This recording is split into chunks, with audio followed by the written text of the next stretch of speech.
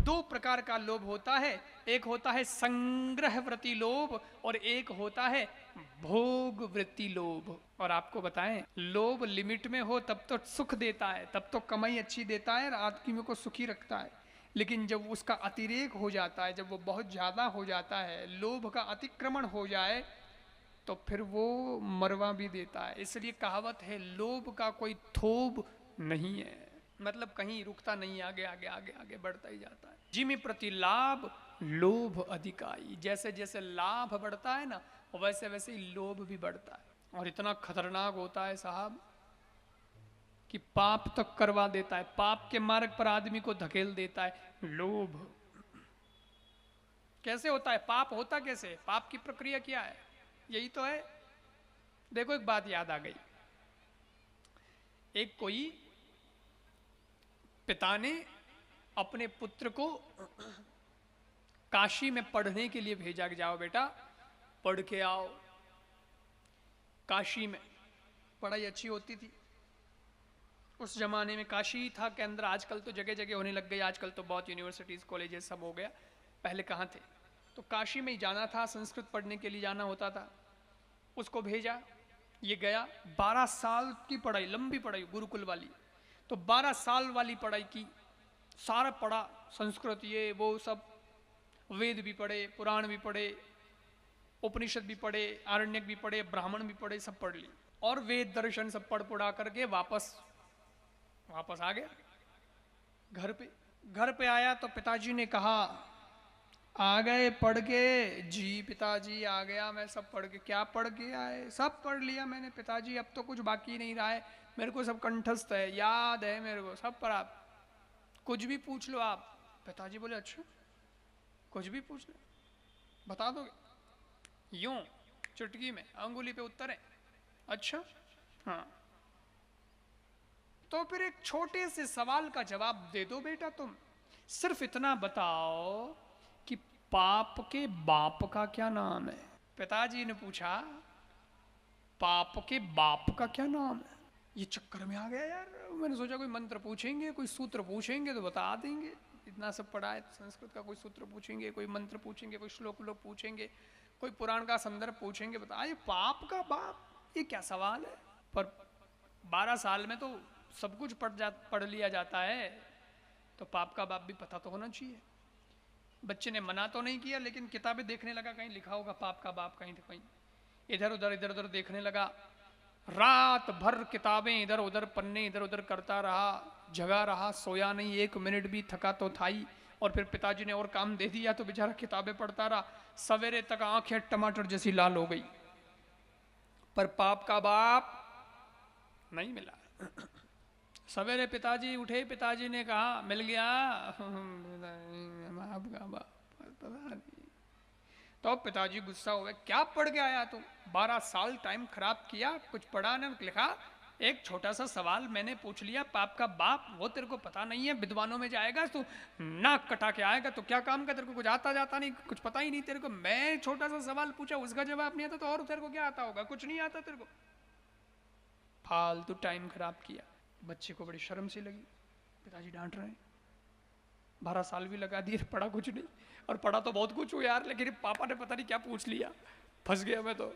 कोई और पूछ लेते हुए, ये क्या पूछ लिया, अभी इसका उत्तर नहीं आ रहा मेरे को। अब तो उस लड़के के वापस मन में भाव बना और कहा कि वापस जाऊंगा काशी, काशी जाऊंगा, और इस बार तो पाप का बाप ढूंढ गई लाऊंगा, चाहे कुछ भी हो जाए, भले ही और 12 साल लग जाए, लेकिन अब नाक नहीं कटनी चाहिए, इज्जत का सवाल है। फिर से रवाना हुआ। अब पुराने जमाने की बात है, उस वक्त गाड़ी, कार, बस वगैरह कुछ भी नहीं थी, तो पैदल जाना पड़ता था। तो ये पैदल गया, 15 किलोमीटर 20 किलोमीटर तो चल लिया। फिर थक गया तो सोचा अब थकान बड़ी लग रही है, थोड़ा पानी वानी भी पीना है, प्यास भी लग रही है, क्या करें अब। साथ में तो पानी जो था खत्म हो गया था, इसलिए पानी का जुगाड़ करना है। वही तभी उसको एक कोई घर दिखाई दे गया, गांव के बाहर कोई घर दिखा, घर दिखा, और इसने कहा हाँ इस घर में जाके पानी पी लेता हूं। ये गया, दरवाजा खटखटाया, एक महिला आई और उसने कहा जी बोलिए क्या बात है।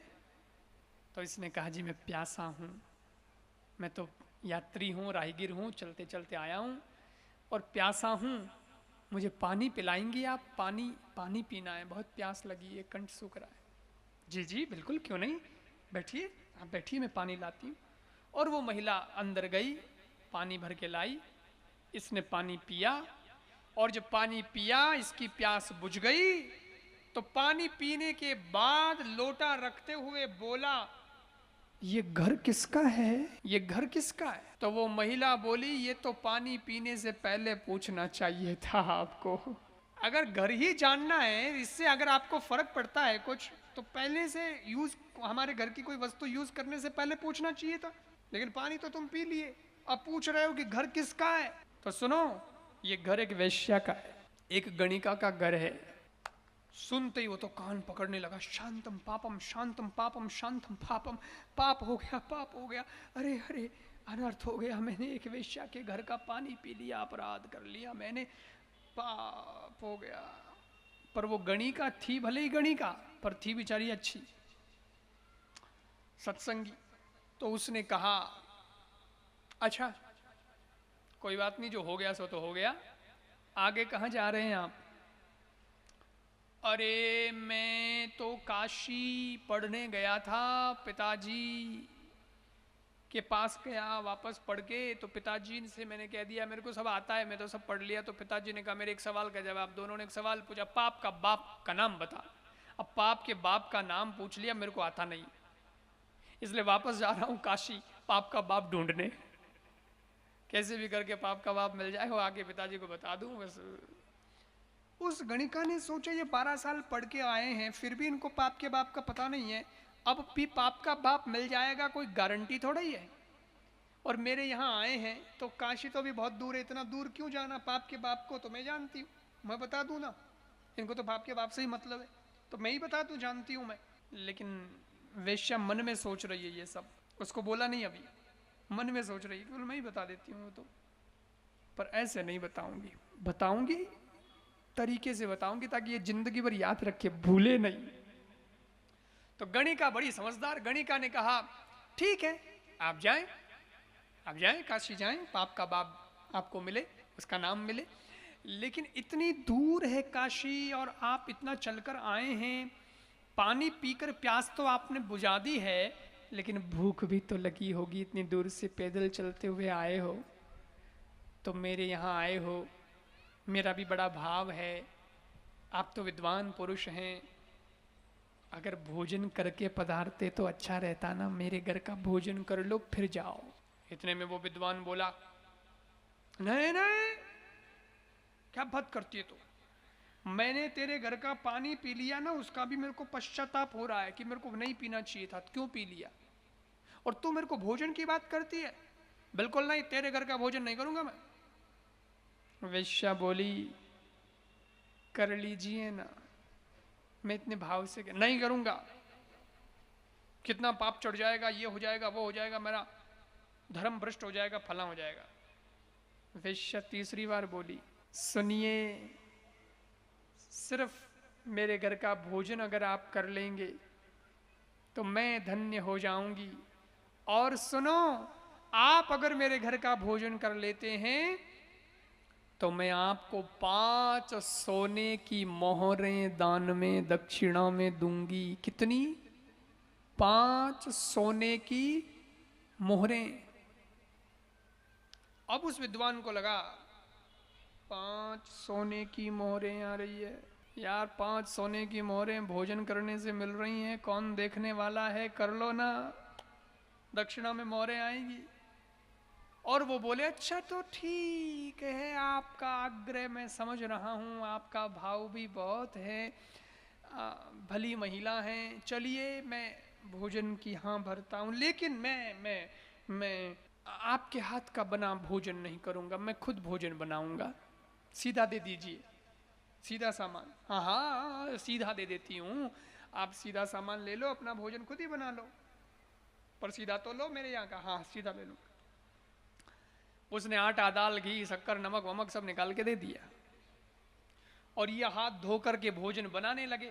जैसे ही बनाने लगे इतने में फिर आई वेश्या गणिका और बोली, सुनिए, एक विनती है आपसे। आपने मेरे घर का पानी तो पी ही लिया है और सीधा भी मेरे घर का ले ही लिया है, तो मैं ही आपके लिए भोजन बना दूं तो कोई तकलीफ है? आप तो थके मंदे आए हो, वैसे ही थके हो, थोड़ा आराम करो, तब तक तो मैं बना दूंगी, एक आध घंटा लगेगा, ज्यादा नहीं, बढ़िया बनाऊंगी। नहीं नहीं नहीं, तुम्हारे हाथ का मैं नहीं भोजन करता। कैसे बात करती हो तुम? बिल्कुल नहीं, ये नहीं, सीधा ले लिया बहुत है, वो भी तुम्हारा आग्रह था इतना तो मैंने ले लिया सीधा, बाकी नहीं नहीं नहीं नहीं। वो गणिका बोली, सुनिए, अगर मेरे हाथ का भोजन आप करेंगे जो मैं बनाऊंगी, अगर ऐसी छूट आप मेरे को दे दें बनाने की, तो 5 सोने की मोहरें और दूंगी। मोहरें कितनी हो जाएंगी? 10। विद्वान व्यक्ति ने सोचा, 10 मोहरें सोने की, काशी जाऊंगा आऊंगा, कोई वहां देने वाला नहीं है, वहां तो सब लगना ही लगना है, उल्टा उनको देना पड़ेगा, इधर तो आ रहा है। विचार के बोले, ठीक है, फिर तुम्हारा ज्यादा ही आग्रह है तो बना लो, लेकिन स्नान करके बनाना पड़ेगा। हाँ, मैं स्नान करके ही बनाऊंगी, आप आराम करिए। इसने भोजन बना दिया गणिका ने। अब भोजन तैयार, इतने में वो आया, ठीक है भोजन बन गया, जाओ अब जाओ, अब जाओ, भोजन मैं अपने हिसाब से करूंगा। तो वो बोली, बस एक छोटी सी रिक्वेस्ट और है। अब जब इतना हो ही गया है तो 5 नवाले आप मेरे हाथ से ले लीजिए, मैं चाहती हूं कि मैं अपने हाथ से आपको जिमाऊं। 5 नवाले, बस मात्र 5, ज्यादा नहीं। वो विद्वान पुरुष बोला, क्या समझ रखा है तुमने हमको? अंगुली पकड़ के हाथ पकड़ती है, पानी से तुम 5 नवाले तक आ गई? पागल है हम? बिल्कुल नहीं, छूट नहीं देंगे, हम नहीं देंगे, नहीं। भगवान ने चोखे वाले हाथ दिए, आता है मेरे को भोजन करना, मैं जैसे भी करूंगा मेरा मैं अपने आप कर लूंगा, तुम्हारे हाथ से नहीं, बिल्कुल नहीं, तुम्हारे हाथ से और भोजन, तुम वेश्या ठहरी, ऐसा नहीं चलेगा। गणिका बोली, अगर 5 नवाले मेरे हाथ से लेना स्वीकार करते हो तो 5 सोने की मोहरें दक्षिणा में और दूंगी। और विद्वान पुरुष ने सोचा, कितनी हो गई? 15 सोने की मोहरें आ रही है यार, देख कौन रहा है, चलेगा, 5 नवाली तो लेने, वैसे भी इसी के घर का खा रहे हैं, तो फिर ठीक है। देखो देखो, मैं नहीं करता, हाँ, लेकिन अब तुम्हारे भाव के आगे मैं विवश हूं, प्रेम से तो भगवान भी आ जाते हैं, अब ठीक है, हम आपके प्रेम के कारण छूट देते हैं। लो, थाली में भोजन परोस दिया उसने, और वो विद्वान पुरुष बैठा है सामने, इधर ये बैठ गई, बीच में थाली और रोटी सब्जी जो भी लगाना था लगा के नवाला बनाया, और नवाला अपने हाथ में उसने लिया, लेकिन देना तो सामने वाले को है, तो हाथ सामने किया, और वो विद्वान व्यक्ति जैसे ही नवाला लेने के लिए अपना मुंह खोलता है, इतने में वो गणिका एक खिंचा के उसके गाल पे थप्पड़ मारती है, और जो थप्पड़ लगी, सोई वो तो आग बबूला हो गए, क्रोध में आंखें लाल लाल उठ खड़े हो गए, और जो मुंह से बोलने, अरे तुम्हारी अक्ल कहाँ गई, तुम समझती क्या हो, हम हैं कौन, और तुमने थप्पड़ मार दी, तुम्हारी औकात क्या है, तुमने गणिका होकर के मुझे थप्पड़ कैसे मार दी, ये हिम्मत कैसे हो गई, बहुत बड़ी गलती की है तुमने, बहुत बड़ी गलती की, अपराध किया है तुमने। इतने में गणिका बोली, माफ करें, अपराध मैंने नहीं, अपराध तो आपने किया है, गलती तो आपने की है। मैंने क्या गलती की, बताओ बताओ जरा, बताना, मैंने क्या गलती की? बोले, बताओ, आप मेरे घर का पानी पीते हो? नहीं पीता। आप मेरे घर का सीधा सामान लेते हो? नहीं लेता। आप मेरे हाथ से बना भोजन करते हो? नहीं करता। आप मेरे हाथ से भोजन करते हो? नहीं करता। तो आज करने के लिए तैयार क्यों हो गए? बोले, तेरे भाव के कारण, तेरे प्रेम के कारण। प्रेम के कारण नहीं, आप बात को ढकिए मत, हटाइए पर्दा बात से और यूं कह दो सीधे सीधे, लोभ के कारण तुम्हें 15 सोने की मोहरें दिख रही थी, और तुम्हारे सोने की मोहरों ने तुम्हारे नियम तोड़ दिए। नियम तुम्हारे टूटते गए क्योंकि मोहरे आ रही है, मोहरे। क्यों जी, हुई ना गलती? अब पाप का बाप ढूंढने जा रहे थे ना काशी। डायरी पेन निकालो और लिख लो, पाप के बाप का नाम है लोभ। ये लोभ तुमसे करवा रहा था, ये जो कुछ भी तुमसे हुआ ये लोभ ने करवाया, और लोभ ही पाप को जन्म देता है, इसलिए पाप के बाप का नाम है। जाकर तुरंत पिताजी से कह दिया, पिताजी पाप का बाप मिल गया है। लेकिन उस गणिका को उन्होंने गुरु मान लिया। बोले यार तू भी मेरी गुरु निकल गई, तूने मुझे जो बताया कमाल कर दिया। पाप के बाप का नाम लोभ, मुझे अब पता चला है ये लोभ क्या क्या करवा देता है भाई, बड़ा खतरनाक है लोभ।